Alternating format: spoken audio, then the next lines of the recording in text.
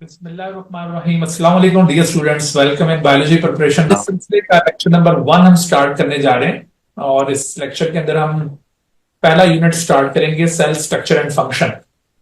और आज इस सिलसिले का पहला पार्ट है क्योंकि ये चैप्टर तकरीबन कोई 5 से 6 लेक्चर्स में जाकर कंप्लीट होता है। ये यूं समझ लें कि फाउंडेशन है इस पूरे कोर्स की। बायोलॉजी जब जब भी आप किसी भी लेवल के ऊपर पढ़ते हैं तो सेल से हमेशा स्टार्ट होता है। वो सेल इसी वजह से fundamental structural and functional unit किसी भी ऑर्गेनिज्म का कहलाता होता है। तो हमेशा बायोलॉजी की बेस इसी से बनती है। तो इस चैप्टर को अच्छी तरह से कवर करना है क्योंकि इसका रिफ्लेक्शन बहुत सारे और चैप्टर्स के ऊपर भी पड़ेगा। और इस चैप्टर से वैसे भी क्वेश्चन आते हैं, 3 से 4 क्वेश्चन तो लाजमी है, इससे ज्यादा क्वेश्चन भी समटाइम इस पोर्शन से उठाए जाते हैं। तो सेल स्ट्रक्चर एंड फंक्शन के हवाले से आज हमारा लेक्चर जिन टॉपिक्स पर मुश्तमिल होगा उसमें आज के लेक्चर में हमने इंशाल्लाह एट द एंड आज बहुत ही थोड़ा सा पोर्शन हमने रखा है ताकि इसको ग्रिप कर सकें। फिर आने वाले लेक्चर्स के अंदर आहिस्ता आहिस्ता हमारी पेस और ज्यादा तेज होती जाएगी। आज के लेक्चर में हमने यूकैरियोटिक सेल वॉल डिस्कस करना है, इसका स्ट्रक्चर कवर करेंगे हम, कंपोजिशन और फंक्शन। तो इससे पहले कि हम आगे इन कंटेंट्स को फर्दर एक्सप्लोर करें, आपको मैं बताता चलूं कि एमडी कैट 2025 के लिए जो हमारा ये प्रिपरेशन बैच आज स्टार्ट होने जा रहा है, तो इसमें इस चीज को एक्सपेक्ट किया जा रहा है कि 2025 में, जैसे मैंने इंट्रोडक्टरी लेक्चर में भी आपको बताया था, कि पीएमडीसी ये प्लान करिए कि पूरे मुल्क में एक ही एमडी कैट कंडक्ट किया जाए और उसके सिलेबस के ऊपर काम हो रहा है। तो उसमें ये चैप्टर तो डेफिनेटली होना ही होना है, इसमें कोई चेंजिंग आने की जरूरत नहीं है। इसमें जो कंटेंट पहले एम्बिगुअस से दिए हुए थे पिछले एमडी कैट्स के सिलेबस के अंदर, तो वो थोड़े से और रिफाइन हो जाएंगे। यानी यूं समझ लें कि इस चैप्टर के जो मेन कोर कंटेंट्स है वो सारे आपको कवर करने हैं। इसमें थोड़ा सा आपको वेरिएशन नजर आएगी मुख्तलिफ बुक्स के अंदर, जैसे इस वक्त जो सिंध में या फिर बलूचिस्तान और केपीके में टेक्स्ट बुक पढ़ाई जा रही है वो करिकुलम 2006 के ऊपर बेस्ड है। और उस करिकुलम में इस चैप्टर के स्टार्ट में कुछ techniques used in cell biology दी हुई हैं।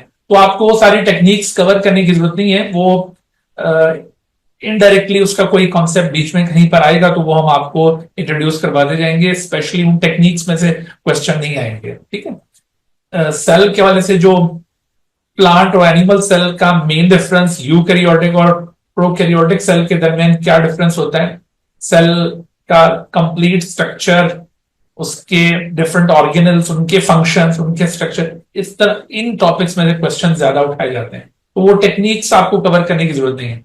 और अब जो इस वक्त नेशनल बुक फाउंडेशन ने फेडरल बोर्ड के लिए जो नई बुक पब्लिश की है, फर्स्ट ईयर की बुक आ चुकी है और नेक्स्ट ईयर सेकंड ईयर की बुक आनी है। बहुत सारे बच्चे परेशान हो रहे हैं कि हमें 25 के लिए वो जो फेडरल का नया सिलेबस है उसको भी कवर करने की जरूरत है या नहीं। तो उसमें आपको एज सच वो सारी की सारी बुक की A to Z लाइंस याद करने की जरूरत नहीं है क्योंकि वो करिकुलम 2023 है जिसके ऊपर वो बुक बनाई गई है। और उस सिलेबस को 2026 में इंप्लीमेंट किया जाएगा। अगर उसमें से कोई पेपर सेट हुआ तो वो 2026 का पेपर हुआ, 25 का पेपर उसमें से नहीं आना, ठीक है। तो जो बच्चे फेडरल की बुक को कवर कर रहे हो तो उनको वही जो इससे पहले 23-24 तक जो बुक पढ़ाई जा रही थी वो उसी को फॉलो करते रहे, ठीक है। तो आप सब लोग जो मुख्तलिफ प्रोविंसेस से ताल्लुक रखते हैं और कुछ जो फेडरल के बच्चे होंगे, सब लोग ये जितना भी कंटेंट आपको यहाँ पे एक्सप्लेन किया जाएगा, इसमें कोशिश यही होगी हमारी कि हम तमाम बुक्स को रेफर करते हुए कंटेंट इकट्ठा करें और उन सारी चीजों को अच्छी तरह से एक्सप्लेन करें। इवन ए लेवल्स के अंदर भी जो इन टॉपिक से रिलेटेड डिटेल है, हम इंशाल्लाह वो भी अपने लेक्चर के अंदर शामिल करेंगे। तो इस वजह से ये लेक्चर्स बहुत इंपॉर्टेंट है। अगर आप ये लेक्चर्स बहुत ध्यान से सुनते हैं, देखते हैं और इसके अंदर इंटरेक्ट करते हैं, जो भी चीजें यहाँ पे डिस्कस होती हैं उसमें पार्टिसिपेट करते हैं, तो आप यूं समझ लें कि आपकी 90% तैयारी से हो जाएगी।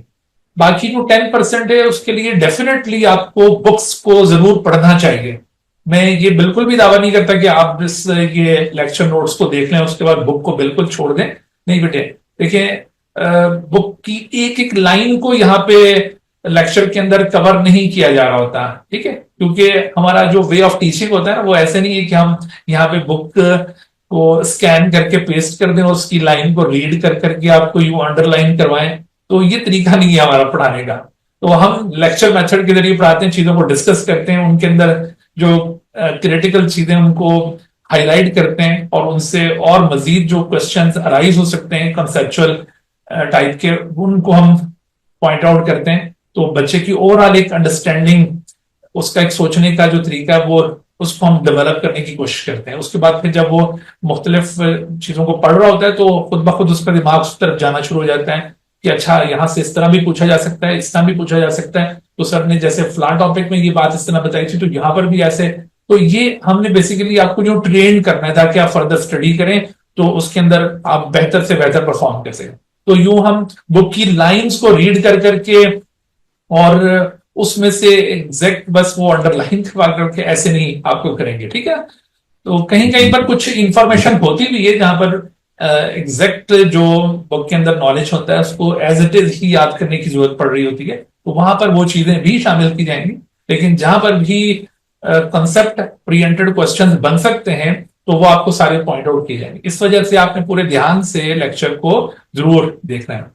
और जैसे आपको दीगर टीचर्स ने भी बताया होगा कि लेक्चर के एंड के ऊपर आपको ये जितना भी स्क्रीन के ऊपर चीजें आपको नजर आएंगी, वो सारी पीडीएफ की फॉर्म में आपके पास पहुंच जाएंगी, ठीक है। आप ये कर सकते हैं कि अपने तौर पर अपने नोटबुक अपने पास रखें। कोई ऐसा पॉइंट जो बार बार आपको बताया जा रहा है लेक्चर के दौरान, लेकिन वो अगर अनफॉर्चुनेटली लिखा नहीं गया, उसको यहाँ पे पॉइंट आउट नहीं किया, तो आप समझते हैं कि सर ने कोई ऐसी बात कही है जो सर ने यहाँ पे नोट नहीं की, लेकिन वो आपको ऐसा लगा है कि वो काम की बात है, तो आप उसको अपने तौर पर अपनी नोटबुक में नोट कर लें, ठीक है। लेकिन बास बच्चे क्या कर रहे होते हैं कि जब वो इस तरह से ऑनलाइन स्टडी कर रहे होते हैं किसी क्लास में, तो वो बार बार स्क्रीन शॉट लेने की कोशिश कर रहे होते हैं कि ये स्लाइड कैप्चर हो जाए, ये स्लाइड कैप्चर हो जाए। तो अपनी एनर्जी इस काम में वेस्ट मत कीजिएगा, ठीक है। ये चूंकि जितना भी मटेरियल भी मैं यहाँ पर आपको शो करूंगा और इसके अलावा जो यहाँ पे चीजें मैं मार्क करूंगा, तो वो सारा कुछ एट द एंड आपको एज इट इज पीडीएफ की फॉर्म में दस्तियाब हो जाएगा, ठीक है। और बल्कि ये जितना भी लेक्चर हम डिलीवर कर रहे हैं, ये सारा रिकॉर्ड हो रहा है, और ये रिकॉर्डेड फॉर्म में लेक्चर्स नेक्स्ट डे इवनिंग तक आपके पास अवेलेबल हो जाया करेंगे, ठीक है। तो रोजाना हमारा ये पैटर्न रहा करेगा जी। तो अब हम बकायदा आगे बढ़ते हैं। सेल स्ट्रक्चर की जब हम बात करते हैं, तो दो मेजर टाइप के सेल्स हमारे सामने आते हैं। एक उनमें प्लांट सेल है और दूसरा एनिमल सेल। ये दोनों यूकैरियोटिक सेल के रिप्रेजेंटेटिव्स हैं। इसके अलावा आप जानते हैं कि प्रोकैरियोट्स भी इस दुनिया में पाए जाते हैं, और उनकी बॉडी में पाया जाने वाला सेल यूकैरियोटिक सेल से थोड़ा मुख्तलिफ है।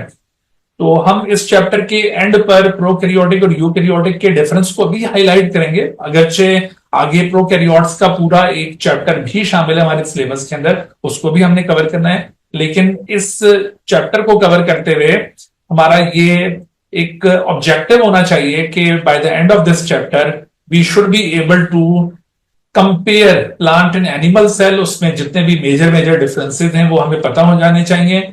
हमें ये पता होना चाहिए कि what are the similarities between them, similarities इन दोनों में क्या है, ठीक है। ये सिमिलैरिटीज हमें बिल्कुल आइडिया हो जानी चाहिए, और इसके साथ साथ जो डिफरेंसेस हैं वो हमें बिल्कुल क्लियर हो जाने चाहिए, ठीक है। क्योंकि कई एक क्वेश्चंस ऐसे आते हैं जो प्लांट और एनिमल सेल या प्रोकैरियोटिक और यूकैरियोटिक सेल की सिमिलैरिटीज के ऊपर बेस्ड होते हैं, और कुछ क्वेश्चन इनके डिफरेंसेस के ऊपर बेस्ड होते हैं। इस तरह के एमसीक्यू अक्सर बनाए जाते हैं।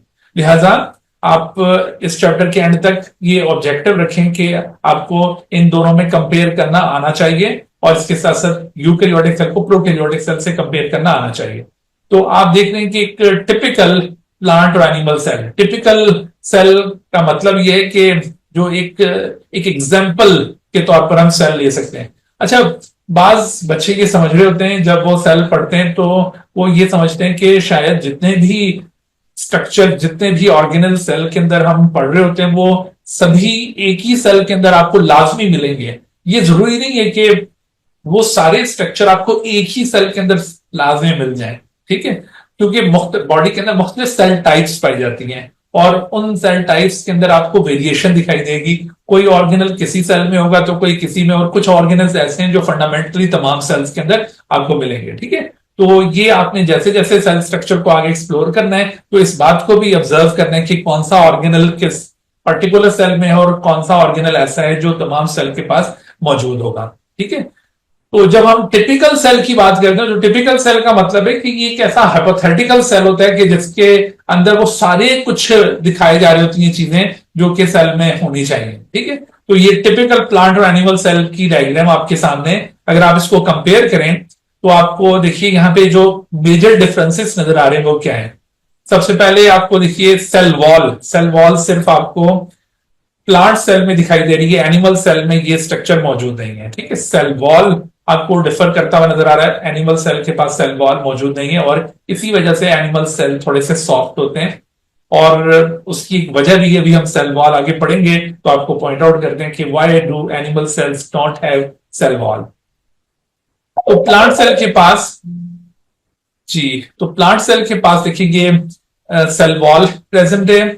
इसके अलावा देखो प्लांट सेल के पास एक और चीज जो डिफरेंट आपको नजर आ रही है वो क्लोरोप्लास्ट। क्लोरोप्लास्ट भी एनिमल सेल के अंदर एब्सेंट है। ठीक है, इसी तरह से आपको एनिमल सेल के अंदर जो चीजें थोड़ी सी यूनिक नजर आती हैं वो स्ट्रक्चर्स क्या है, वो यूनिक स्ट्रक्चर्स क्या है। मिसाल के तौर पर आपको यहाँ पे ये सीलियम दिखाई दे रहा है, but the cilium is not found in the plant cell. ठीक है, सीलिया या जो टिपिकल फ्लैजेला होते हैं वो इस तरह से प्लांट सेल के पास नहीं होते हैं, ये एनिमल सेल का एक खास फीचर है। इसी तरह से आप सेंट्रियोल्स, सेंट्रियोल्स आप देखिए ये एनिमल सेल का एक स्पेसिफिक फीचर है जो कि आपको प्लांट सेल में दिखाई नहीं देता। सही, और इसके साथ एक और चीज पे कंपेयर किया जाए तो वैक्यूल, यहां पर देखिए छोटे छोटे वैक्यूल्स तो मौजूद होंगे एनिमल सेल के अंदर, लेकिन प्लांट सेल में जो चीज इसको डिफरेंशिएट करती है वो लार्ज सेंट्रल वैक्यूल है। वैक्यूल की प्रेजेंस के लिहाज से इनमें डिफरेंस नहीं है, लेकिन वैक्यूल के स्ट्रक्चर और उसके फंक्शन के लिहाज से फर्क है कि प्लांट सेल में एक लार्ज सेंट्रल वैक्यूल प्रेजेंट है और उसी की वजह से प्लांट सेल का न्यूक्लियस सेंटर में लोकेट नहीं करता as compare to animal cell. Animal cell में चूंकि इस तरह का कोई लार्ज सेंट्रल वैक्यूल नहीं है तो इस वजह से न्यूक्लियस सेंटर में लोकेट करता है। ये क्वेश्चन में भी बात कई दफा पूछी गई है कि न्यूक्लियस प्लांट सेल के अंदर क्यों थोड़ा सा साइड पर होता है, क्या इसमें नंबर ऑफ ऑर्गेनल्स ज्यादा है इस वजह से, या न्यूक्लियस का साइज छोटा है इस वजह से, या न्यूक्लियस का साइज बड़ा है इस वजह से, या फिर ये लार्ज सेंट्रल वैक्यूल है इस वजह से। तो यूं मुख्तलिफ ऑप्शंस बना के आपसे ये सवाल पूछा जा सकता है। तो आप ये याद रखें कि due to large central vacuole plant cell has nucleus slightly away from the centre, not in the centre, जबकि एनिमल सेल के अंदर न्यूक्लियस सेंटर में ही मौजूद है। अगरचे न्यूक्लियस का लिटरल मीनिंग सेंट्रल बॉडी है, लेकिन ये थोड़ा सा प्लांट सेल में साइड पे मौजूद होगा। अच्छा, तो ये मैंने कुछ आपको मेजर डिफरेंसेस पॉइंट आउट किए हैं। अभी हम जैसे जैसे आगे बढ़ेंगे और इन स्ट्रक्चर्स को कवर करेंगे तो मजीद डिफरेंसेस आपके सामने आएंगे। बाकी जो स्ट्रक्चर्स आपको अभी पॉइंट आउट नहीं किए वो कॉमन स्ट्रक्चर्स कहलाएंगे प्लांट और एनिमल सेल में। तो इन डिफरेंसेस में जो पहला डिफरेंस आपको मैंने पॉइंट आउट किया वो सेल वॉल के हवाले से था। तो आज का लेक्चर चूंकि हमारा सेल वॉल के ऊपर बेस्ड है, हम इसको फर्दर आगे कंटिन्यू करते हैं। जी, तो सेल वॉल इसकी अक्रेंस, सेल वॉल इसकी अक्रेंस और कंपोजिशन अगर आप देखें, सेल वॉल जो कि आउटर रैपिंग ऑफ सेल कहलाती है, this is generally called as outer wrapping of the protoplasm of the cell, या इसको आप रैपिंग आप कह सकते हैं। This is the wrapping of protoplasm of the cell. Term protoplasm ये अक्सर हम यूज करते हैं। प्रोटोप्लाज्म का मतलब होता है living matter, protoplasm of the cell. तो प्रोटोप्लाज्म का मतलब क्या है? Protoplasm term is use for the living matter. तो क्या मतलब है कि क्या सेल कंप्लीटली लिविंग नहीं होता? क्या उसके अंदर कुछ नॉन लिविंग पार्ट भी होता है? इस वजह से हमने ये प्रोटोप्लाज्म की टर्म अलग से यहां पे इंट्रोड्यूस की है। तो बिल्कुल ऐसा ही है कि सेल के अंदर नॉन लिविंग पार्ट वो सेल वॉल है। Cell wall is not the living part. तो सेल वॉल को हम नॉन लिविंग किस बेसिस के ऊपर कह रहे हैं? क्यों कह रहे हैं कि भाई ये नॉन लिविंग है? Why it is non as non living part of the cell, और जबकि बाकी का जो पोर्शन होगा सेल का वो लिविंग पार्ट होगा। इसको नॉन लिविंग क्यों कहा गया है, या इसको समटाइम एर्गास्टिक सब्सटेंस भी कहा जाता है। एर्गास्टिक सब्सटेंस, एर्गास्टिक सब्सटेंस भी ऐसे सब्सटेंसेस को कहते हैं जो नॉन लिविंग हो। देखो यहां पर ये बात याद रखिएगा कि हम यहां पर वर्ड यूज कर रहे हैं नॉन लिविंग, हम यहां पर वर्ड डेड यूज नहीं कर रहे, बिकॉज डेड और नॉन लिविंग में फर्क है। आप जानते हैं कि नॉन लिविंग और डेड में क्या फर्क है? नॉन लिविंग वर्सेस डेड, अगर ये दोनों वर्ड्स को कंपेयर किया जाए तो हम सेल वॉल को क्या डिस्क्राइब कर रहे हैं कि ये नॉन लिविंग पार्ट है या इसको मैं डेड पार्ट कह रहा हूं? व्हाट डू यू थिंक, क्या इसके लिए सूटेबल है? या दोनों में से कोई भी टर्म यूज की जा सकती है, नॉन लिविंग भी सेल वॉल को कहा जा सकता है और डेड भी। आपको क्या लगता है भाई? साथ साथ आप सिर्फ नॉन लिविंग, नो, तो नॉन लिविंग और डेड में फर्क क्या है? शाबाश, जल्दी से। सर जो पहले लिविंग हो फिर डेड हो जाए उसे डेड जी, कहते हैं। यानी पहले किसी चीज में लाइफ साइन मौजूद हो और बाद में वो लाइफ साइन खत्म हो जाए तो फिर वो डेड कहलाएगी। अब वो लाइफ साइन होता क्या है? ठीक है, हम इसको नॉन लिविंग कह रहे हैं, हम इसको डेड नहीं कह रहे ना। Cell wall is non living part of the cell, why it is not called as dead? तो कौन सी ऐसी प्रॉपर्टी है जिसकी वजह से इसको नॉन लिविंग कहा गया है? तो actually due to lack of metabolism, यहाँ पे किसी किस्म का कोई मेटाबॉलिज्म नहीं हो रहा है, कोई मेटाबॉलिक एक्टिविटी नहीं हो रही। ठीक है, तो ये रीजन याद रखना है कि due to lack of metabolism. Metabolism जो ओवरऑल केमिकल रिएक्शंस होते हैं किसी लिविंग बॉडी के अंदर, उसको मेटाबॉलिज्म कहा जाता है। Since cell wall is not involve in any kind of metabolic activity, therefore it is known as non living part of the cell.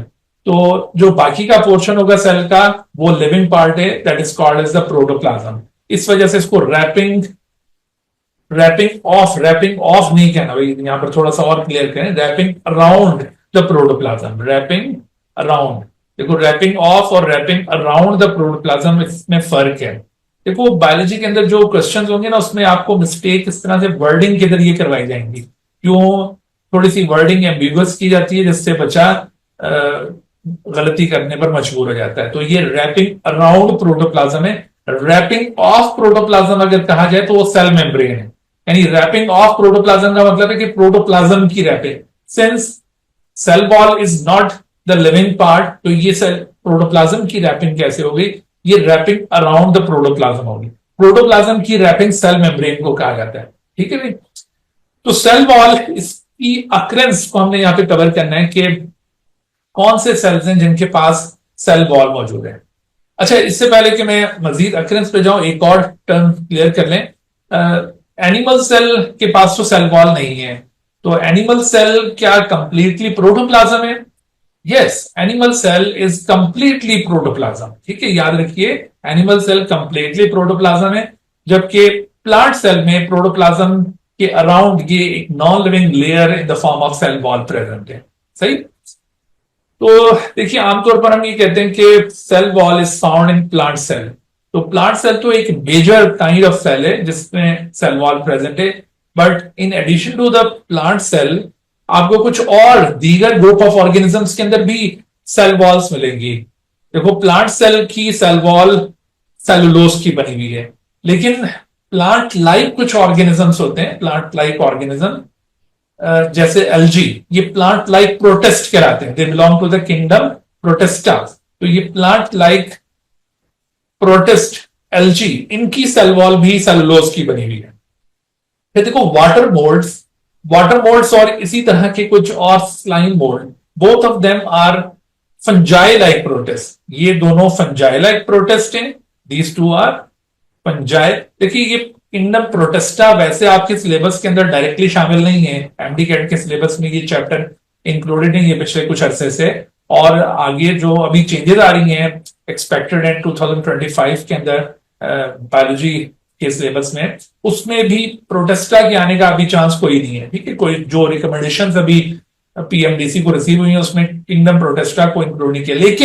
लेकिन प्रोटेस्टा का रिलेशन जहां जहां पर आ रहा होगा वो बातें आपको जरूर पता हो। जैसे यहां पर हम एग्जाम्पल में वाटर मोल्ड की सेल वॉल का जिक्र करें, स्लाइम मोल्ड की सेल वॉल का जिक्र करें, तो आपको ये आइडिया होना चाहिए कि ये दोनों ग्रुप किससे ताल्लुक रखते हैं। तो ये फंजाई लाइक प्रोटेस्ट कहलाते हैं, ठीक है। किंगडम प्रोटेस्टा एक अलग किंगडम है ऑर्गेनिजम्स की, तो ये फंजाई लाइक प्रोटेस्ट कहलाते हैं। और इसी तरह से मैंने एल्ची के बारे में आपको क्या बताया कि they are plant like protist. तो इस तरह के जो रिलेटेड कॉन्सेप्ट आपके सामने आ रहे होंगे डिस्कशन में, उनको भी आपने याद करते जाना। बाद बच्चे ये कह रहे होते हैं कि सर हम ये सेल वॉल का ये टॉपिक ये एक पेज के ऊपर लिखा हुआ बुक में, बस ये इसको पढ़ लें काफी है। तो ऐसे काफी नहीं होता। अगर आप बुक में जितने टॉपिक सिलेबस में गिवन होते हैं ना, आप सिर्फ उन टॉपिक्स को बुक में से रीड करके चले जाएं तो आप 100% स्कोर नहीं कर सकते। तो इस वजह से देखो ये जो इस तरह की प्रिपरेटरी क्लासेस सर होती एक हैं। चीज पूछ लूं? जी जी बिल्कुल। देखिए जब भी क्वेश्चन पूछना सर हो, हाँ जी, हैंड रेस का ऑप्शन थोड़ा सा रेस किया करें ना, तो फिर आपको देखकर कि भाई ये कौन पूछना चाह रहे हैं, उनको मुखातिब किया जाएगा। जी बेटा बिल्कुल पूछिए। Sir I am so sorry sir, hand raise का ऑप्शन फोन में मिलता नहीं है सर, ये वो प्रॉब्लम है। फेमिलियर हो जाएंगे अभी, आप उसको जरा चेक कीजिएगा तो आप इससे फेमिलियर हो जाएंगे, ठीक है ना। वो बिल्कुल ऑप्शन है, तो आप उसको यूज करना स्टार्ट करें। चलिए बहरहाल अभी क्वेश्चन पूछिए, शाबाश। अच्छा सर, मेरा आपसे एक क्वेश्चन है, जैसे इस ईयर तो 2025 में नेशनल एमडीकेट होगा, तो इस साल भी अपने जो प्रोविंस की बोर्ड, सॉरी अपनी जो प्रोविंस की बुक है उसे उतनी अहमियत देनी है या फेडरल को ज्यादा अहमियत दें सर? क्योंकि सारी बुक्स को मैंने अभी कहा है आपको कि आपने ये देखिए कि ये जितने कंटेंट्स होंगे सिलेबस के, उनको तमाम बुक्स में से कवर करना है। और हमारे लेक्चर्स में इंशाल्लाह कोशिश होगी हमारी कि उन सारे बुक्स के पॉइंट्स को हम कलेक्ट करें, ठीक है। तो आप अपने पास ये पूरी एक कलेक्शन बनाएं तमाम बुक्स की, और जो जो टॉपिक हो आप हर एक बुक में से उसको जरूर कवर करें, ठीक है भाई। इंशाल्लाह ओके हमारे के अंदर वो चीजें कवर होंगी डेफिनेटली। लेकिन इसके बावजूद मैंने आपको कहा था कि 90% तैयारी तो आपकी हो जाएगी, लेकिन 10% के लिए आपको लाजमी बुक को देखना पड़ेगा, ताकि उसके एक एक लाइन को जब आप एक दफा रीड कर लेंगे, उसमें जो पॉइंट हमारे लेक्चर्स में कवर हो चुके होंगे वो तो आपके सामने वैसे ही आपको याद हो चुके होंगे। जो इसके अलावा कोई अगर बीच में कहीं कोने खुदरे में छुपी हुई कोई इंफॉर्मेशन है, उसको आप हाईलाइट कर लिए और उनको भी आप याद रखेंगे या इनके अंदर फिर उनको इनकॉर्पोरेट कर दीजिएगा, और इस तरह से आपके ये फिर नोट्स पूरे कंप्लीट हो जाए, ठीक है। हमारी अपनी कोशिश यही होती है कि हम चीजों को सारा कंप्लीट करके आपके सामने पेश करें, लेकिन जाहिर है कि हम कोई मशीन तो है नहीं, हम भी जाहिर इंसान हैं, और सम टाइम कोई बात स्किप भी हो जाती है लेक्चर में। तो इस वजह से आपने साथ साथ अपनी सेल्फ स्टडी भी करनी है। जी बेटा, तो मैं आपको बता रहा था कि ये प्लांट लाइक प्रोटेस्ट और ये फंजाई लाइक प्रोटेस्ट, तो इन सब में आपने एक चीज कॉमन देखी कि इन सब की सेल वॉल सेलुलोज की बनी हुई है, ठीक है। ये कंपोजिशन में आपको अभी दीगर कंपाउंड्स भी बताएंगे, लेकिन जो मेजर कंपोनेंट है इन तमाम की सेल वॉल का वो सेलुलोज है। लेकिन फंजाई एक ऐसा ग्रुप है जो ट्रू फंजाई होते हैं, फंजाई लाइक प्रोटेस्ट की बात नहीं कर रहे, ट्रू फंजाई के पास भी सेल वॉल प्रेजेंट है, लेकिन इनकी सेल वॉल काइटिन की बनी हुई है, काइटिन। और फिर आप देखिए ये जो ग्रुप्स आप देख रहे थे, इनमें से eubacterial cell wall, eubacteria बाकी ग्रुप से डिफरेंट है, ठीक है। वो किस तरह से डिफरेंट है, आपको क्या समझ में आता है कि भाई यू बैक्टीरिया बाकी ग्रुप से कैसे डिफरेंट है? कोई बात आपको महसूस हो रही है यहाँ पे? How you bacteria are different from the other groups of organism that prokaryotes. Yes sir, prokaryotes हैं। Very good. इससे ऊपर वाले सारे यूकैरियोट्स थे, ठीक है। इसी तरह से प्रोकैरियोट्स का एक और ग्रुप आर्कियोबैक्टीरिया, या जिनको आजकल आर्किया भी कहा जाता है, जो न्यू क्लासिफिकेशन है उसमें आर्कियोबैक्टीरिया को आर्किया का नाम दिया जाता है। तो ये आर्कियल सेल वॉल और यूबैक्टीरियल सेल वॉल, इनमें बाकी यूकैरियोटिक कंपोनेंट्स के मुकाबले में डिफरेंट कंपोजिशन देख रहे हैं आप कि इसमें पेप्टिडोग्लाइकन है, ये एक कंजुगेटेड टाइप का मॉलिक्यूल है। इसके अंदर पॉलीसेक्राइड चेन्स भी होती हैं और साथ कुछ पेप्टाइड चेन्स भी मौजूद होती हैं। अभी हम बायोमॉलिक्यूल्स पढ़ेंगे तो इन मॉलिक्यूल्स की केमिकल नेचर को भी हमने एक्सप्लोर करना है। तो ये जितने केमिकल्स अभी आप सेल वाले चैप्टर में पढ़ रहे होंगे, बायोमॉलिक्यूल्स में जब ये हम डिफरेंट ग्रुप ऑफ बायोमॉलिक्यूल्स पढ़ेंगे तो इन्हीं की एग्जांपल्स को दोबारा वहां पर कोट किया जाएगा, ठीक है। तो हर एक बायोमॉलिक्यूल की नेचर को, उसकी क्लास को आपने याद रखना है। तो आप देखिए पेप्टिडोग्लाइकन ये एक किस्म का कॉन्जुगेटेड मॉलिक्यूल है, कॉन्जुगेटेड। लेकिन बहरहाल इस कॉन्जुगेटेड मॉलिक्यूल में भी, कॉन्जुगेटेड मॉलिक्यूल यानी दो डिफरेंट कैटेगरी के मॉलिक्यूल से मिलकर ये बना हुआ है, लेकिन इस कॉन्जुगेटेड मॉलिक्यूल में भी पॉलीसेक्राइड वाला कंपोनेंट जरूर प्रेजेंट है। फिर उसके बाद आप देखिए ये प्रोटीन, ग्लाइकोप्रोटीन, और इधर भी आपको पॉलीसेक्राइड मिल रहे हैं। यानी आप अगर किसी भी ग्रुप ऑफ ऑर्गेनिज्म की सेल वॉल को ऑब्जर्व करें तो आपको एक चीज कॉमन दिखाई दे रही है, वो है पॉलीसेक्राइड। यानी पॉलीसेक्राइड आपको इन तमाम ग्रुप्स के अंदर पॉलीसेक्राइड्स आपको मिल रहे हैं। पॉलीसेक्राइड ये कार्बोहाइड्रेट का ग्रुप है पॉलीसेक्राइड। तो पॉलीसेक्राइड ये most important group of biomolecule है जो सेल वॉल के अंदर पाया जाता है। ठीक है। अच्छा, तो इसमें आपने नोटिस किया कि भाई ये ऊपर वाले जितने ग्रुप्स थे ये सारे ये यूकैरियोट्स के ग्रुप्स थे, ये यूकैरियोटिक सेल वॉल्स की एग्जांपल्स हैं, और ये प्रोकैरियोटिक सेल वॉल की एग्जांपल है। तो किसी क्वेश्चन में आपसे ये पूछा जा सकता है कौन सी cell wall eukaryotic cell wall है, कौन सी प्रोकैरियोटिक, ये भी आपको याद हो गया। इस तरह से इन ग्रुप्स का ताल्लुक जिन जिन मेजर किंगडम्स के साथ है उसका भी आपको आइडिया हो गया, और ये कंपोजिशन भी। तो इस हवाले से देखो क्वेश्चन यूं पूछा जाते हैं कि most of the organisms that possess cell wall have protein in their cell wall या polysaccharide in their cell wall। तो ये मेरे ख्याल में बहुत आसान हो गया, अभी हमने डिस्कस किया है ये point. Polysaccharides beta, polysaccharide in the cell wall, very good. ठीक है। देखिए ये जब आप इस तरह से तैयारी कंप्लीट करेंगे तो इंशाल्लाह देखिएगा कि सवाल जब आपके सामने आएंगे टेस्ट के दौरान तो वो आप इसी तरह से रीड करते ही आपके जहन में फौरन आंसर बन रहा होगा कि अच्छा देखिए ये बात पूछेगी इसका ये आंसर है, ये बात पूछेगी इसका ये आंसर है। तो आपकी तैयारी इस कदर होनी चाहिए कि आप फौरन से फौरन आंसर उसका आपके जहन में आ जाए ऑप्शंस देखने से पहले जी।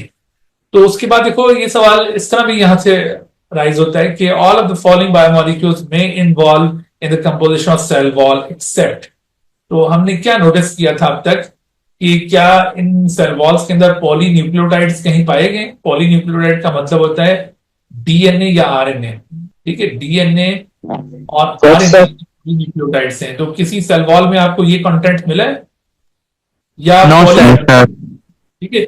देखो ये जो इस तरह के क्वेश्चंस होते हैं ना जहां पर क्वेश्चन की स्टेम के अंदर, ये क्वेश्चन स्टेम कहलाता है, ये पार्ट जो स्टेटमेंट होती है this is known as stem of the question. इसके अंदर अक्सर बायोलॉजी के क्वेश्चंस में ये इस तरह के जो वर्ड्स यूज किए जाते हैं ना उसकी वजह से कंफ्यूजन क्रिएट होती है और स्टूडेंट अक्सर डिस्ट्रैक्ट हो जाते हैं ऐसे वर्ड्स की वजह से और गलत ऑप्शन की तरफ चले जाते हैं।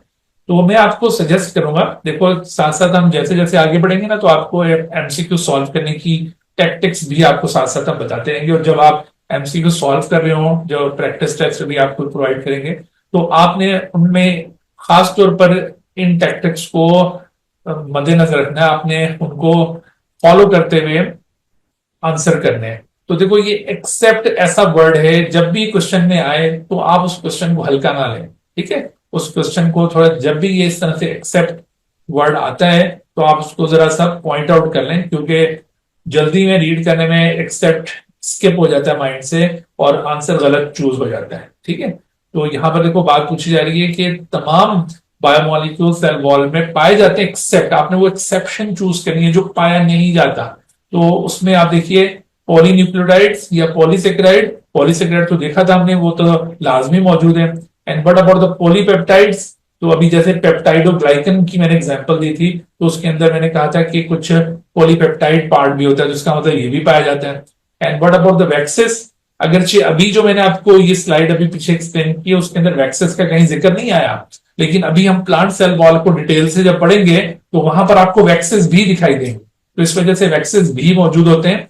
एंड कॉन्जुगेटेड मॉलिक्यूल, अभी जो पेप्टिडोग्लाइकन की एग्जांपल थी वो इटसेल्फ एक कॉन्जुगेटेड मॉलिक्यूल था, तो इसका मतलब है कि बाकी सभी मौजूद हैं सिवाय पॉलीन्यूक्लियोटाइड के, ये किसी सेल वॉल का कंपोनेंट नहीं है।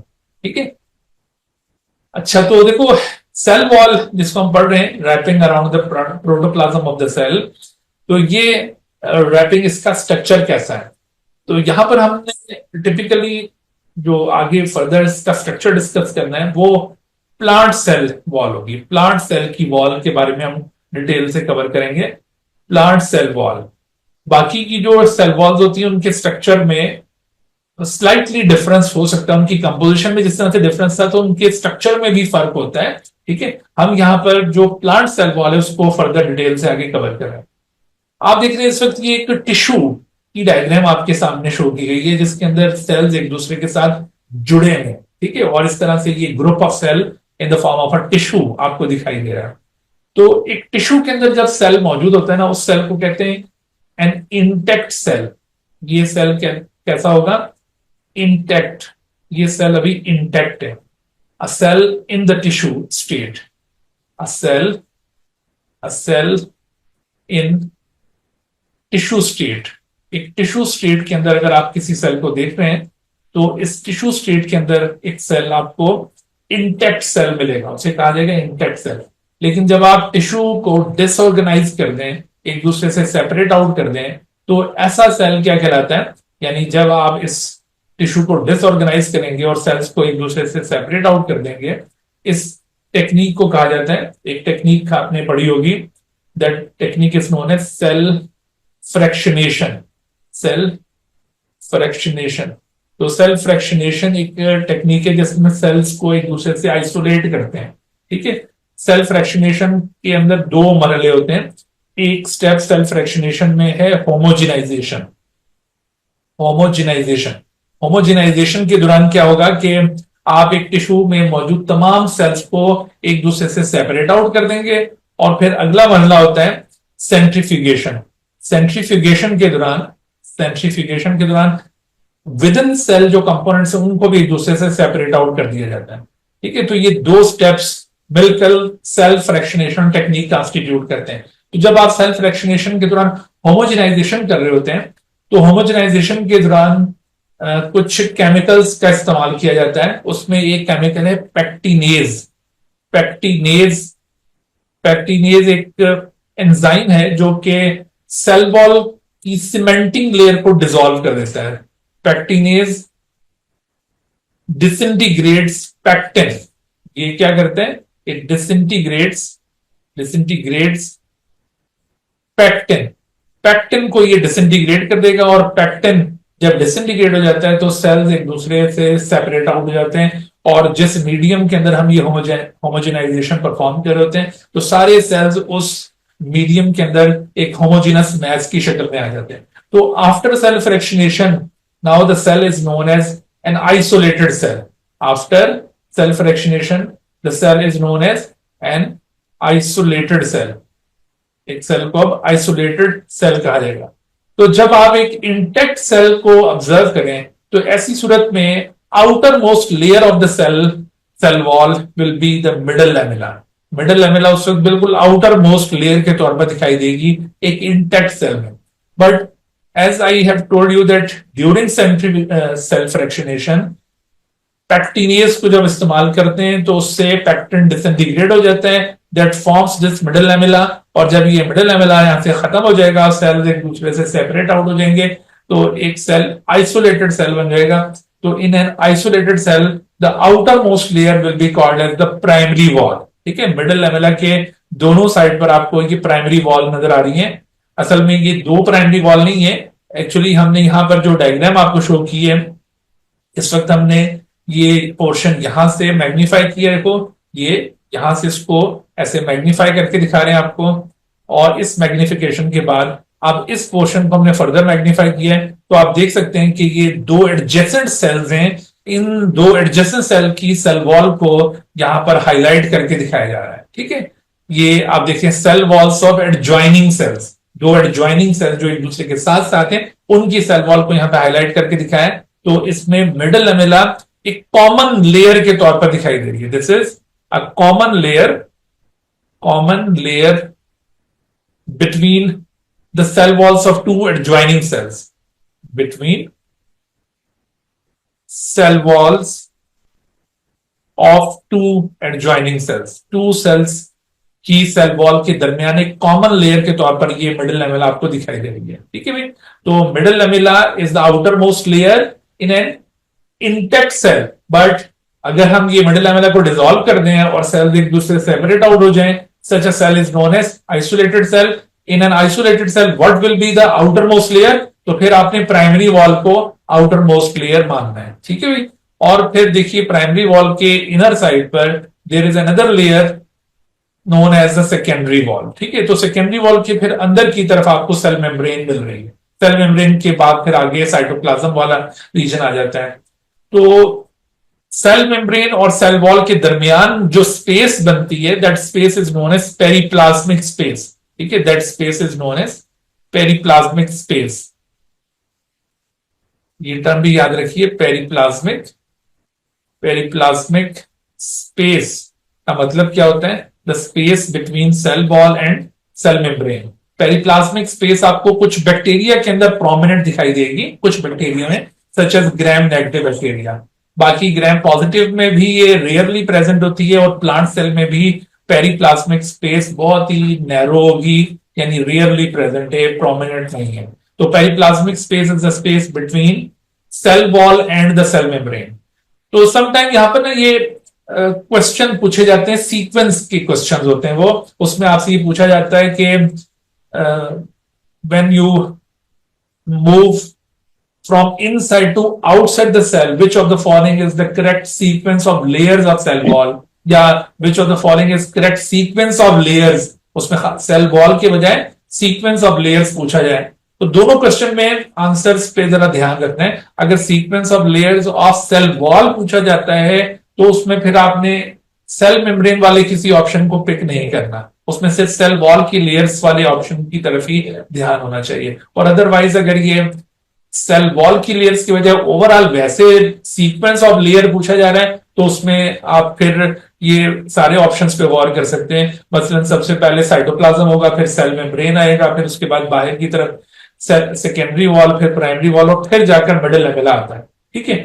या फिर अगर आपसे ये कहा जाए कि एक सब्सटेंस एक प्लांट सेल से दूसरे प्लांट सेल के साइटोप्लाज्म में जा रहा है, तो वो किस सीक्वेंस से लेयर्स में से गुजरेगा, तो वहां पर भी इस तरह का क्वेश्चन सेट किया जाता है। उसमें आपने ये एक तरफ से साइटोप्लाज्म से स्टार्ट करें तो सीक्वेंस ऑफ लेयर को आप डिटरमिन करें। तो ये कहने का मतलब है कि सीक्वेंस ऑफ लेयर आपको बिल्कुल क्लियर होना चाहिए। अच्छा, उसमें देखो यहां पर अगर क्वेश्चन को थोड़ा सा मुश्किल करने के लिए एग्जामिनर इंटैक्ट सेल या आइसोलेटेड सेल की टर्म्स यूज करता है, तो आपने फिर उसके अकॉर्डिंगली आंसर करना है, ठीक है। अदरवाइज अगर उसने ये मेंशन नहीं किया हुआ कि किस तरह का सेल, तो आप उसको अज्यूम करें कि वो एक इंटैक्ट सेल है, ठीक है। और अगर वो आइसोलेटेड सेल के बारे में पूछना चाहता है आपसे, तो वो लाजमी तौर पर आपको फिर ये टर्म यूज करेगा कि a cell isolated from the tissue, या अ सिंगल प्लांट सेल, ऐसे करके कोई ना कोई वर्ड यूज करेगा स्टेम के अंदर, ताकि आप उसको आइडेंटिफाई कर सकें कि भाई ये सिंगल सेल के बारे में पूछ रहा है या वैसे किसी टिश्यू के अंदर मौजूद सेल के बारे में पूछ रहे हैं, सही। अच्छा, ये जो तीनों लेयर्स आपको दिखाई हैं, ये भी जरूरी नहीं है कि तमाम सेल वॉल के अंदर ये तीनों लेयर्स ही लाजमी मौजूद होती हैं, ठीक है। ये तो आपको, जैसे मैं आपको हर एक चीज जो बता रहा हूं वो टिपिकल चीज बता रहा हूं। टिपिकल का मतलब कि उसकी वो कंप्लीट स्टेट आपको शो की जा रही है। तो लेकिन कुछ सेल्स के अंदर की सेल वॉल में आपको वेरिएशन भी दिखाई देगी। जैसे आप देखिए कि क्वेश्चन अभी जो हमने चीजें डिस्कस की उसके हवाले से, which are the following is the outer most layer of cell wall of an intact plant cell. Intact plant cell में आउटर मोस्ट लेयर कौन सी है? देखो यहां पर वर्ड इंटैक्ट यूज हुआ, तो मिडिल मिला। बिल्कुल, देखो इंटैक्ट प्लांट सेल का पूछा गया है, तो इसके अंदर outer most layer is the middle lamella.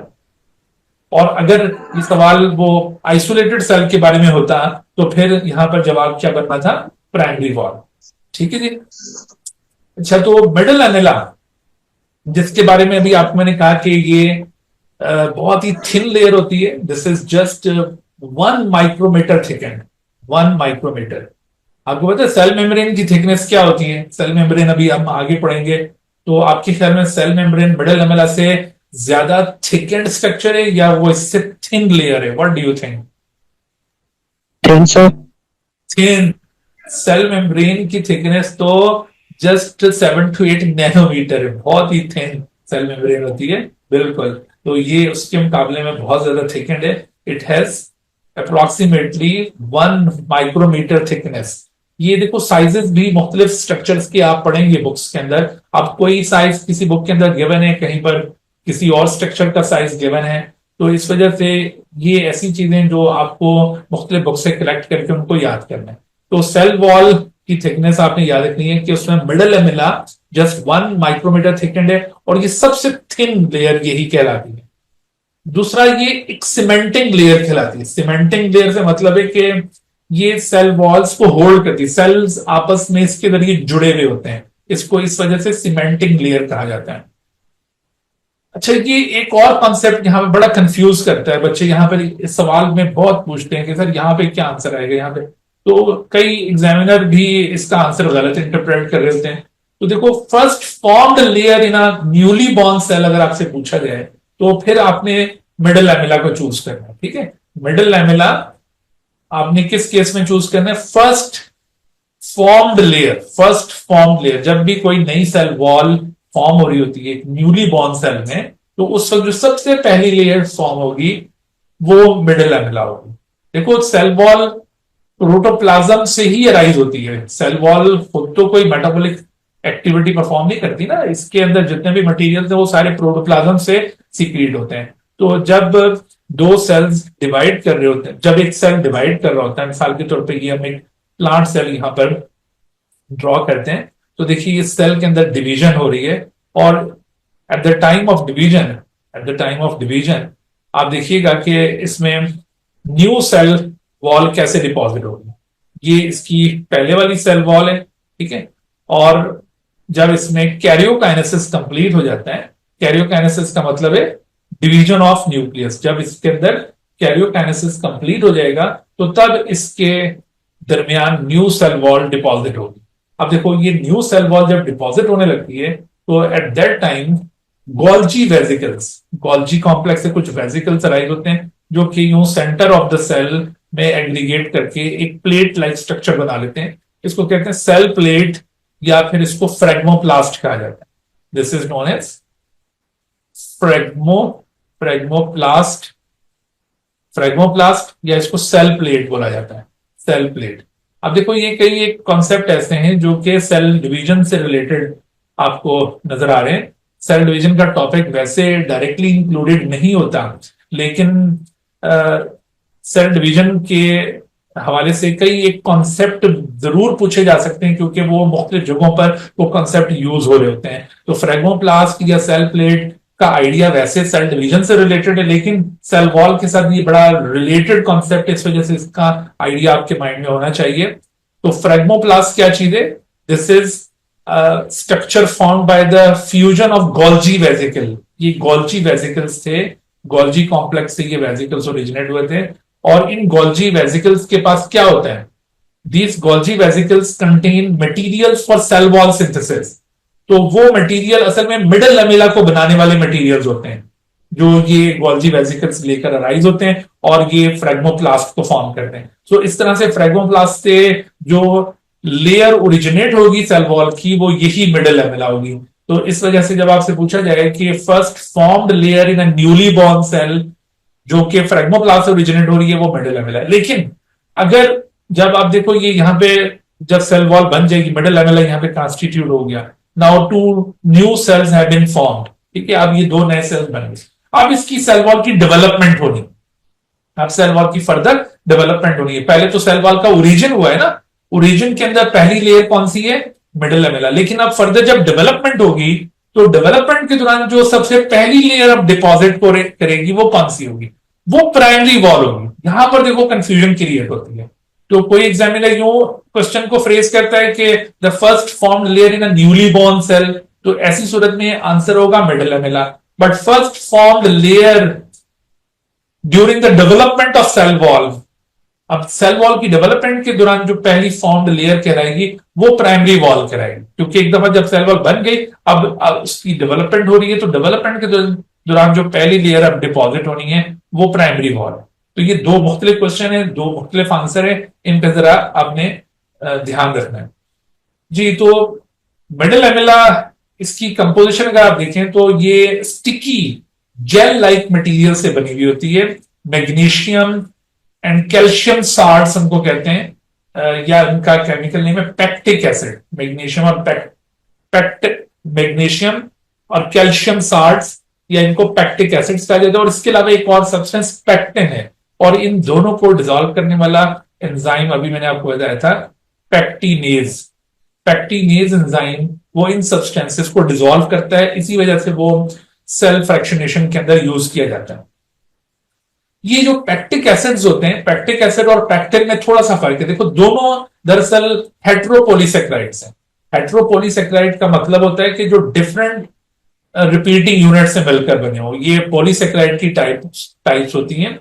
They are made up of different repeating units. Different repeating units से मिलकर बनने वाले पॉलीसेक्राइड्स को हेट्रोपोलीसेक्राइड कहा जाता है। So both of them, pectic acids and pectin, both of them are heteropolysaccharide. थोड़ा सा फर्क इनमें यह है कि जो पैक्टिक एसिड्स होते हैं they are less complex, they are made up of 100 galacturonic acids with calcium and magnesium ions, ठीक है, 100 ग्लाइक्ट्रॉनिक एसिड। और दूसरी तरफ ये जो पैक्टिन आप देख रहे हैं, दे कंटेन अप्रोक्सीमेटली 200 ग्लाइक्ट्रॉनिक एसिड।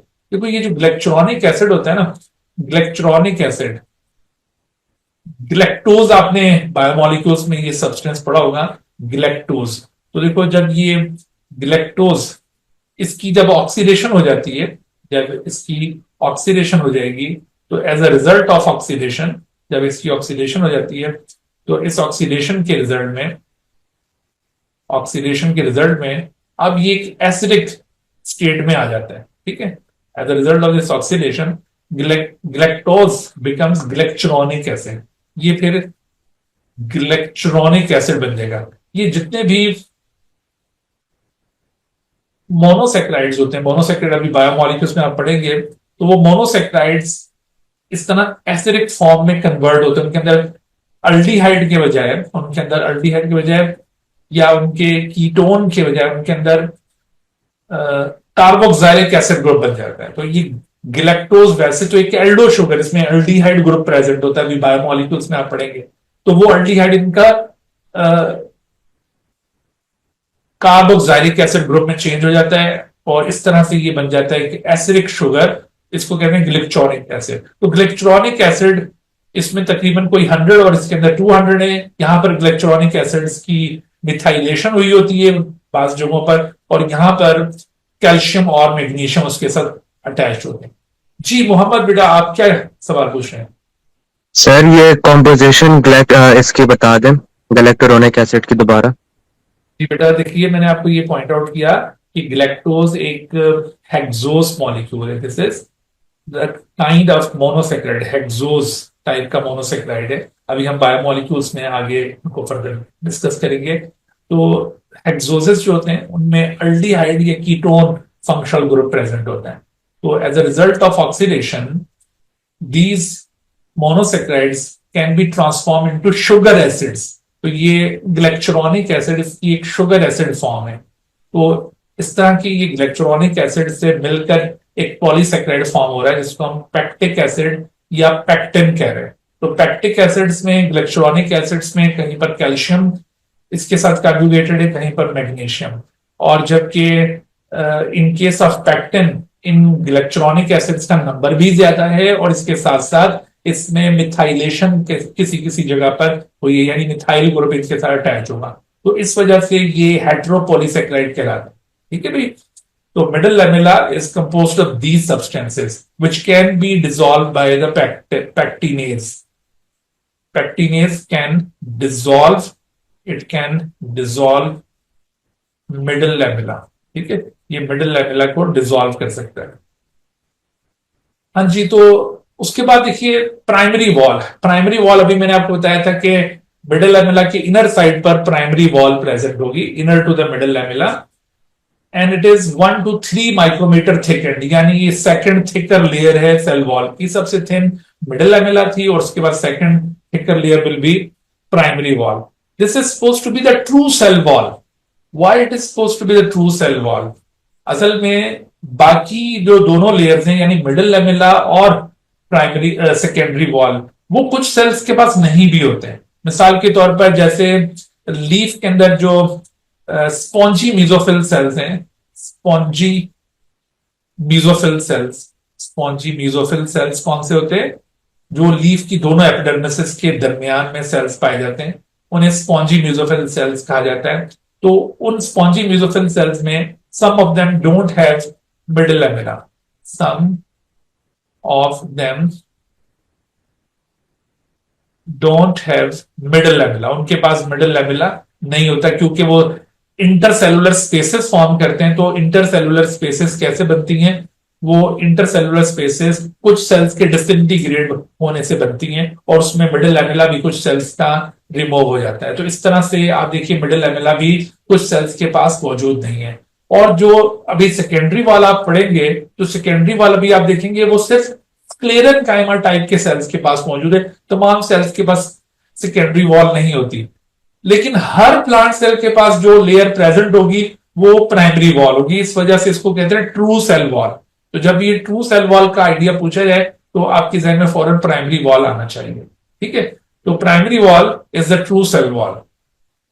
हाँ जी, तो 1 से 3 माइक्रोमीटर थिकेंड, ये थिन और फ्लेक्सिबल लेयर के तौर पर इसको आमतौर पर डिस्क्राइब किया जाता है। वैसे सबसे ज्यादा थिन तो मिडिल लैमेला है, लेकिन ये जो टर्म हमने यहां पर थिन एंड फ्लेक्सिबल यूज किए, ये कंपैरेटिवली हमने ये यूज किया है as compare to secondary wall, इसको थिन एंड फ्लेक्सिबल कहा जाएगा। ठीक है जी, तो इसमें देखो जो मेन कंपोजिशन है वो आपको सेलुलोज की फॉर्म में दिखाई देती है। सेलुलोज, ये अभी आप देखेंगे, सेलुलोज एक होमोपॉलीसेक्राइड है, सेम रिपीटिंग यूनिट से मिलकर ये बनता होता है। इसके अंदर ये ग्लाइकोसाइडिक बॉन्ड्स होते हैं, 1,4 ग्लाइकोसाइडिक बॉन्ड इसे कहते हैं, 1,4 बीटा 1,4 ग्लाइकोसाइडिक बॉन्ड। ठीक है, 1,4 क्यों कह रहे हैं? क्योंकि ये कार्बन 1 और कार्बन 4 के दरमियान है, तो इसको बीटा 1,4 ग्लाइकोसाइडिक बॉन्ड कहा जाता है। तो बीटा 1,4 ग्लाइकोसाइडिक बॉन्ड के जरिए ये बीटा ग्लूकोजेस जब इस तरह से लिंक हो जाएं तो सेलुलोज मॉलिक्यूल बनता है। This is one cellulose molecule, this is another cellulose molecule. Several cellulose molecules are combined together by means of hydrogen bond. आप देखें इनके दरमियान ये कुछ प्लेसेस के ऊपर हाइड्रोजन बॉन्डिंग हो रही है। ठीक है, तो हाइड्रोजन बॉन्डिंग के जरिए जब तकरीबन कोई 60 to 70 सेलुलोज मॉलिक्यूल्स आपस में कंबाइन करते हैं, तो as a result of this combination cellulose microfibrils are form, cellulose microfibrils. अच्छा, अब ये जो सेलुलोज माइक्रोफिब्रिल्स हैं, नाउ दीज सेलुलोज माइक्रोफिब्रिल्स तकरीबन ये जब आपस में कंबाइन होकर, इसमें specific number of cellulose microfibril नहीं है, बल्कि जब ये काफी सारे सेलुलोज माइक्रोफिब्रिल आपस में कंबाइन हो और तकरीबन कोई 50 नैनोमीटर डायमीटर का एक बंडल फॉर्म हो जाए, तो this bundle is known as the cellulose fibre. This single cellulose fibre, this is another cellulose fibre. So याद रखें कि जब हम टर्म सेलुलोज फाइबर यूज कर रहे हैं तो cellulose fibre is the bundle of microfibrils. Okay, अब ये जो माइक्रोफिब्रिल्स होंगे which are the bundles of cellulose chain. Microfibril खुद क्या है? They are bundles of cellulose chains. तो ये माइक्रोफिब्रिल्स मिलकर सेलुलोज फाइबर बनाते हैं। अब सेलुलोज फाइबर्स के मजीद बंडल्स आपको नजर आ रहे हैं। This is the bundle of cellulose fibre, bundle of cellulose fibre. Cellulose fibres के ये बंडल्स अब आपको ये क्रिस क्रॉस अरेंजमेंट फॉर्म करते हुए दिखा रहे हैं। ये कुछ दीगर पॉलीसेक्राइड्स होती हैं, जैसे hemicellulose, this is another kind of polysaccharide, और पैक्टिन भी एक पॉलीसेक्राइड अभी आप देख चुके हैं जो मिडिल लैमेला के अंदर भी मौजूद था, ये प्राइमरी वॉल में भी मौजूद है। ठीक है, तो पैक्टिन और हेमी सेलुलोज का एक मैट्रिक्स बना होता है in the matrix of other polysaccharide, यानी ग्राउंड बना होगा इन दीगर पॉलीसेक्राइड का, और उस ग्राउंड के अंदर आपको bundles of cellulose fibre Chris cross arrangement form करते हुए दिखाई देंगे। क्रिस क्रॉस अरेंजमेंट का मतलब क्या है? क्रिस क्रॉस अरेंजमेंट का मतलब है कि यूं एक ओरिएंटेशन के अंदर आपको कुछ बंडल्स ऑफ सेलुलोज फाइबर्स दिखाई दे रहे हैं, और फिर उसके ऊपर एक और लेयर डिपॉजिट होगी, उनकी ओरिएंटेशन थोड़ी सी पहले से मुख्तलिफ होगी, उसके ऊपर फिर एक और लेयर डिपॉजिट होगी, उनकी ओरिएंटेशन पहले से मुख्तलिफ होगी। So this kind of arrangement is known as criss cross arrangement. ठीक है, तो ये क्रिस क्रॉस अरेंजमेंट ये शो करते हैं सेलुलोज फाइबर्स के बंडल्स जिससे ये सेल वॉल की स्ट्रेंथ में इजाफा होता है, ठीक है। This is a feature that increases the strength of the cell wall.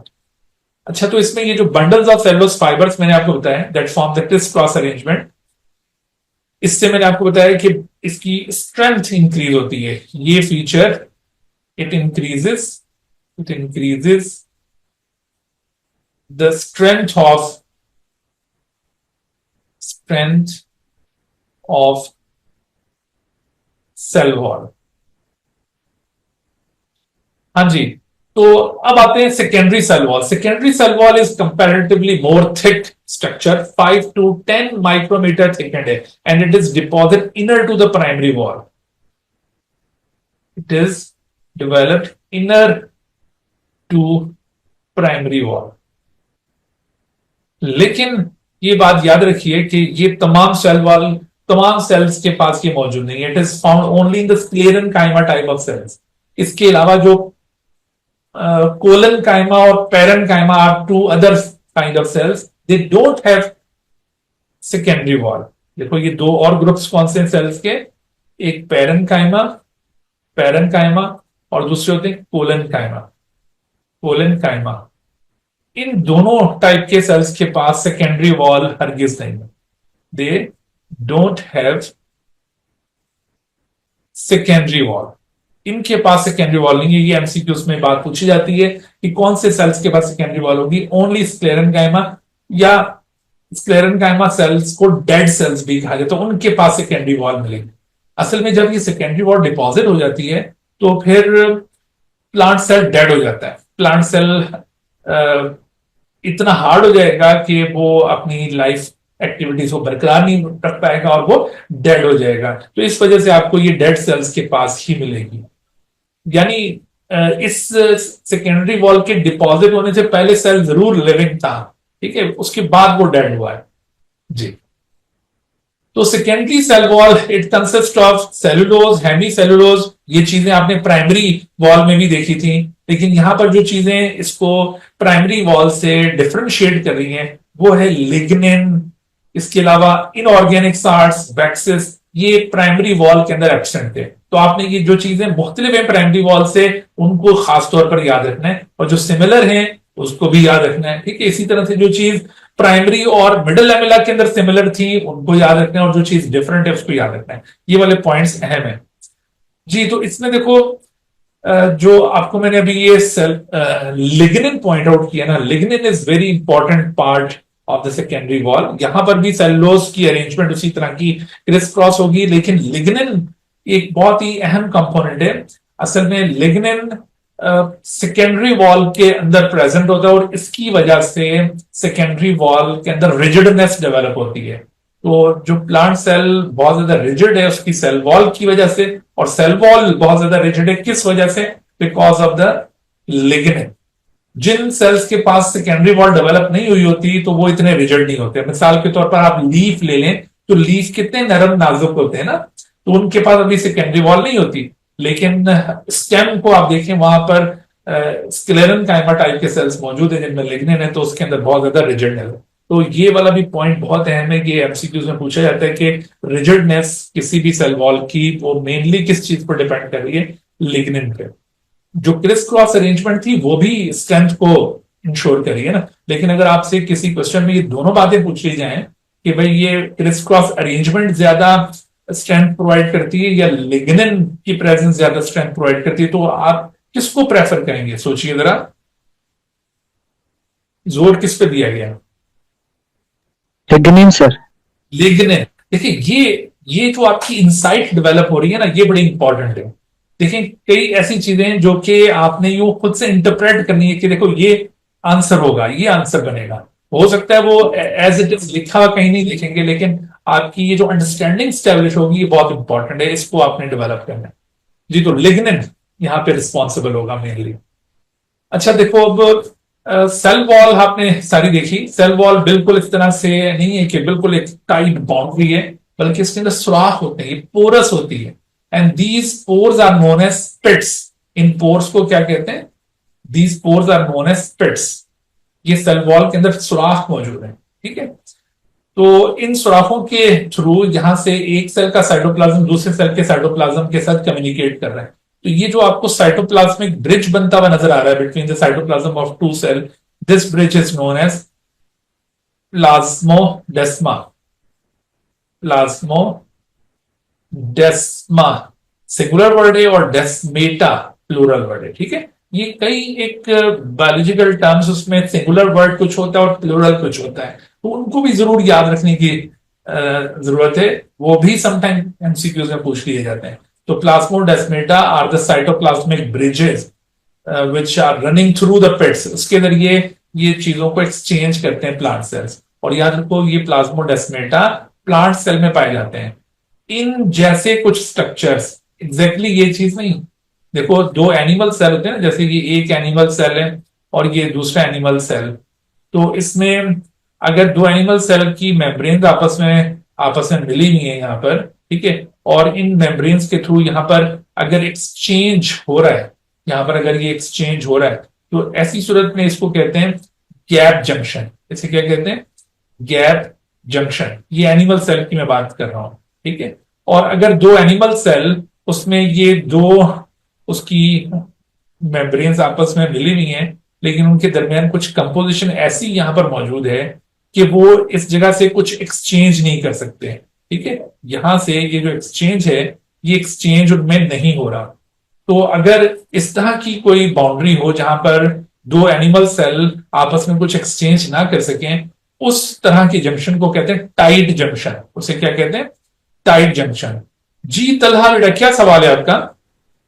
Sir ये प्लाज्मोडेस्मेटा और पिट्स में क्या डिफरेंस है?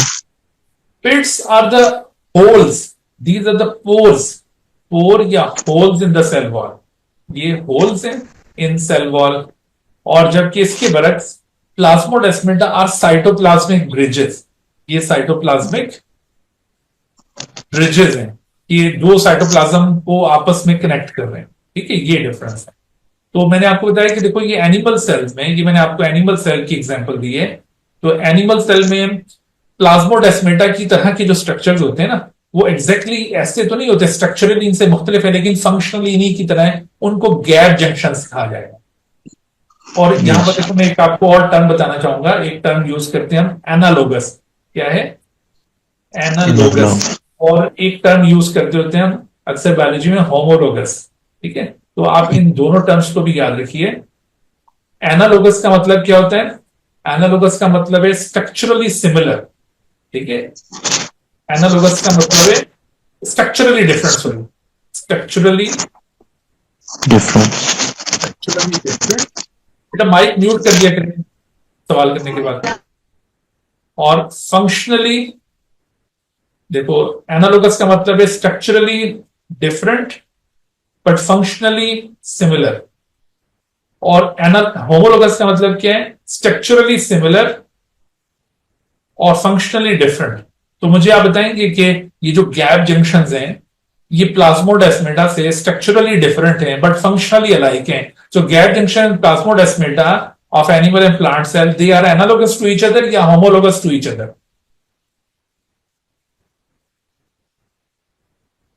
Analogous sir, analogous sir. Very good, they are analogous, ठीक है।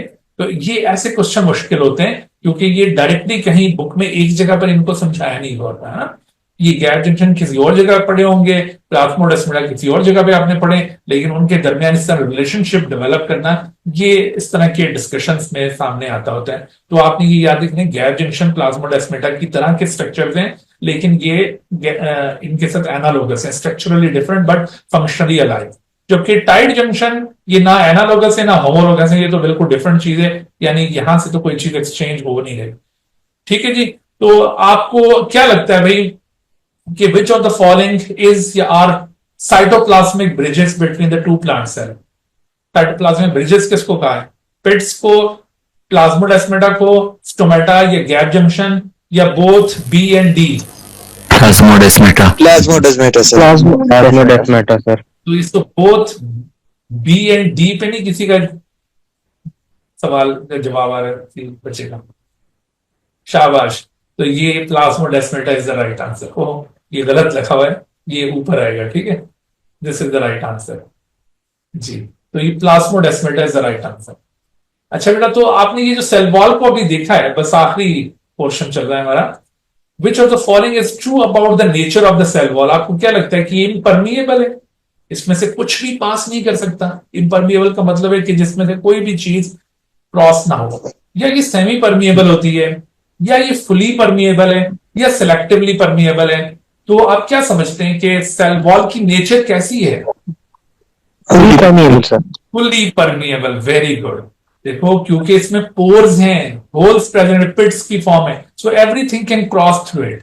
ठीक है, तो कई बच्चे ये समझ रहे होते हैं कि शायद इनमें से कुछ चीजें गुजर जाती होंगी, कुछ नहीं, इस वजह से ये सेमी परमिएबल है। तो याद रखो कि सेमी परमिएबल का असल कॉन्सेप्ट ये होता है कि डिसॉल्व सब्सटेंसेस में से अगर कोई चीज रुक जाती हो और कुछ पास कर जाती हो, तो उस चीज को आप सेमी परमिएबल कहते हैं। अगर कोई ऐसी स्क्रीन है जो डिसॉल्व सब्सटेंसेस सबको जाने दे, तो फिर वो फुली परमिएबल है। So the right answer is fully permeable. ये फुली परमिएबल है, बिल्कुल। आखिर में बेटा, ये सेल वॉल के फंक्शंस को एक नजर देखते जाते हैं। देखो, प्लांट सेल वॉल, इसका फंक्शन क्या है? तो मैकेनिकल सपोर्ट। अभी आप प्लांट सेल में और भी स्ट्रक्चर देखेंगे जो मैकेनिकल सपोर्ट प्रोवाइड करते होंगे, लेकिन उनमें से एक जो मेजर कंपोनेंट है वो सेल वॉल है। डेफिनेट शेप भी इससे हासिल होती है। ठीक है, इसके अलावा ये सेल को प्रोटेक्शन भी प्रोवाइड करती है सेल वॉल। तो ये इंपॉर्टेंट फंक्शंस हैं, mechanical support, definite shape, protection. अच्छा, इसके अलावा देखो, ये स्केलेटल फ्रेमवर्क भी प्रोवाइड करिए वेस्कुलर प्लांट्स को। देखो, वेस्कुलर प्लांट्स जिनमें जाइलम फ्लोएम मौजूद होता है, उसके अंदर सेल वॉल उनको यूं स्टेबल करती है। और बीइंग हाइड्रोफिलिक, चूंकि इसके अंदर ज्यादातर मटेरियल हाइड्रोफिलिक है, कुछ सेल वॉल में वैक्स टाइप की कुछ मटेरियल्स होते हैं, जैसे एंडोडर्मिस के अंदर सबरिन एक वैक्स पाई जाती है। ठीक है, तो वहां पर वाटर मूव नहीं कर सकता उसके cross, but most of the substances are hydrophilic in nature. इस वजह से सेल वॉल वाटर को इम्बाइब कर लेती है। इम्बाइब करने का मतलब है कि वाटर एब्जॉर्ब हो जाता है उसके अंदर और फिर उसके अंदर अंदर फ्लो करता है। तो इस तरह से cell wall to cell wall जो एक पाथवे बन रहा होता है ना मटेरियल्स की मूवमेंट का, उसको कहते हैं एपोप्लास्ट पाथवे। क्या कहते हैं उसको? Apoplast pathway. This is apoplast pathway. What is this? This is the pathway formed by interconnecting cell walls. Pathway formed by interconnecting cell walls. Interconnecting cell walls. Cell walls आपस में interconnect होकर एक इस तरह से स्मूथ पाथवे बनाती हैं, that is called as apoplast pathway. और उसके थ्रू फिर ये मटेरियल्स मूव कर रहे होते हैं थ्रू द सेल वॉल। और जैसे मैंने आपको बताया कि इसके अंदर पोर्स मौजूद होते हैं, so therefore cell wall act as permeable structure, इसमें से हर चीज क्रॉस कर जाती है। ठीक है जी, तो ये हमारे आज का इख्तिताम हुआ। इसके साथ हमारा लेक्चर अपने एंड पर पहुंचा। तो इंशाल्लाह फिर इसकी मैं असाइनमेंट अपलोड कर दूंगा, और बाकी जो सब्जेक्ट्स हैं उनकी भी इसी तरह से असाइनमेंट आपके पोर्टल पर अपलोड हो जाएंगी आज रात को, और सुबह तक वो आप देख लीजिएगा, उसको फिर आप सॉल्व कीजिएगा। और उसमें अगर कोई क्वेश्चंस हुए तो वो फिर कल के लेक्चर में आप पूछिएगा, उसमें से कोई बात पूछनी हो। उम्मीद तो है कि जितनी बातें हमने की हैं वो सारी इंशाल्लाह आप उसकी बेसिस के ऊपर वो असाइनमेंट सॉल्व कर सकेंगे। तो डेली इसी तरह से हमारा ये लेक्चर आगे प्रोग्रेस करता रहेगा। ठीक है जी, तो अब मेरे ख्याल में सर नबील ने ज्वाइन कर लिया होगा। सर नबील को मैं हैंड ओवर करूंगा क्लास, और आपसे इजाजत चाहूंगा। इंशाल्लाह फिर कल हम मिलेंगे, मजीद इस सेल स्ट्रक्चर के टॉपिक्स को आगे लेके चलेंगे। तब तक के लिए इजाजत, अल्लाह हाफिज।